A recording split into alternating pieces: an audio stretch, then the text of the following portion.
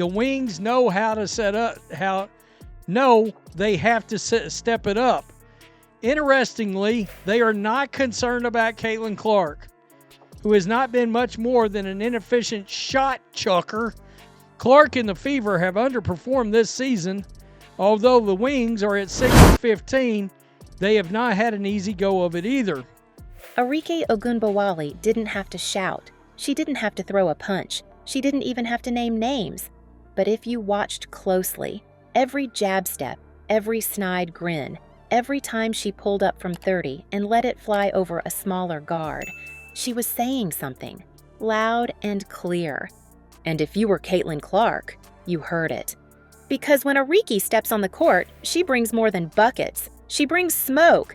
And in a league where every rookie has to earn their stripes the hard way, Clark might have just walked into the most loaded gunfight in women's basketball. The matchup was more than a game. It was a message.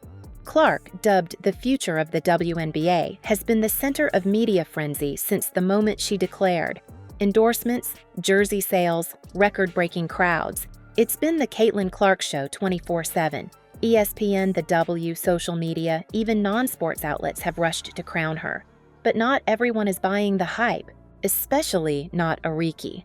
And despite the hype, wow, a little disrespect from Athlon Sports. The Wings seem content to let her shoot, knowing there will be plenty of rebounds to be had. Now that Caitlin Clark's had some struggles and she's dealt with injury, etc., oh, the Wolves are coming out now. They're going to use this opportunity to try to... See, Ogunbowale didn't come up through social media storms or viral clips. She came up through pressure cookers, Notre Dame buzzer beaters, gritty backcourt wars, years in Dallas carrying the scoring load with little help and even less spotlight.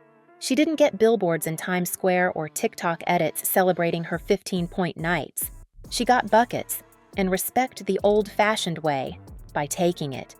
So when Clark showed up as the point guard of a rebuilding Indiana Fever squad and the headlines kept calling her the best passer in the league, Arike had questions. Because from Arike's view, Caitlin isn't a point guard. She's a scorer, a shooter, maybe a great one. But running a WNBA offense, that's a different animal. That's real point guard duty. That's knowing tempo, finding mismatches, calling out sets, feeding the post, dodging traps, and still getting yours. That's grown woman work. And on that night, under the bright lights, Arike made sure Clark felt every bit of that reality. From the first quarter, it was clear. Ogunbowale wasn't just playing, she was hunting. She pressed up high, used her physicality to throw Clark off balance, and blew past her on offense like she was barely there. On a critical play, Arike sized up Caitlin at the top of the key, dribbled twice between the legs, then pulled up so casually it looked disrespectful, and buried it. No celebration. Just the kind of stare that says, "You don't belong here yet."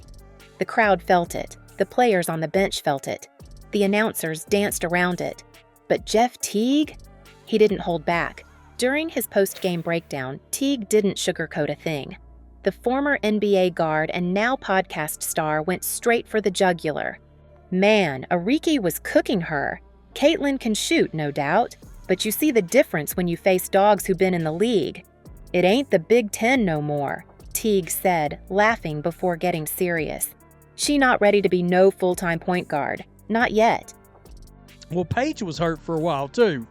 They are 0-2 on their current road trip and are looking to play spoiler to the Fever and their playoff hopes. Although after losing by 8 points in their first game against Indiana, you know how we watched the WNBA media and the sports media try to prop up all these other players as adversaries, particularly Angel Reese and Asia Wilson? He went on to compare Clark's handles to college-level reads, saying she's still adjusting to the speed and length of WNBA defenders. You try that cross-court pass in college, cool. In the league? That's a pick six, he said. Arike smelled that pass coming before it even left her hand.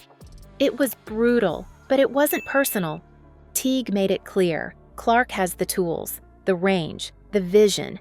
But the WNBA is filled with players who've spent a decade refining their game in shadows. And they're not stepping aside just because the cameras are here. Clark has made plays, she's flashed brilliance, but she's also turned the ball over, missed rotations, struggled under pressure. And when your name is plastered everywhere, every mistake gets magnified tenfold. That's the price of fame in this league.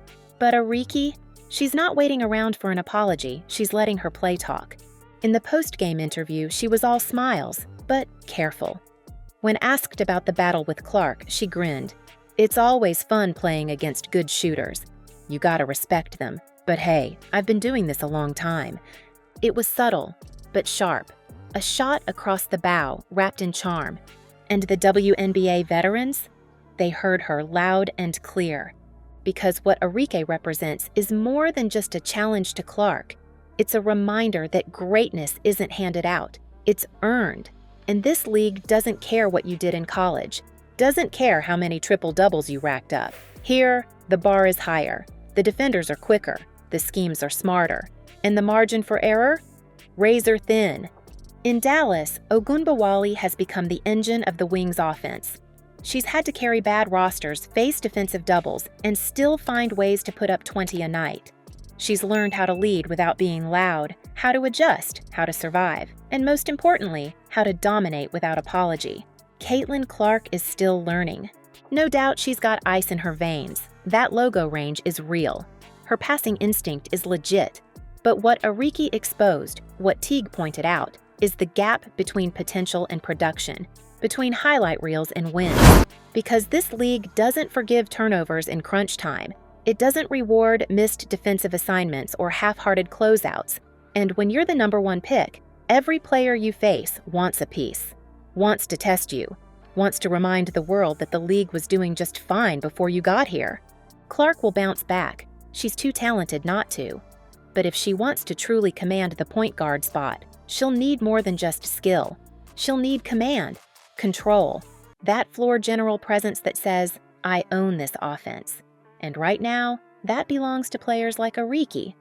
But maybe this is exactly what Clark needed, a wake-up call, a reality check, a reminder that in the WNBA, nothing is promised, except pressure.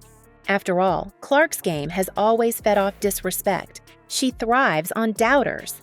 Every time someone questions her toughness or says she can't lead, she answers with 30-foot daggers and no-look dimes.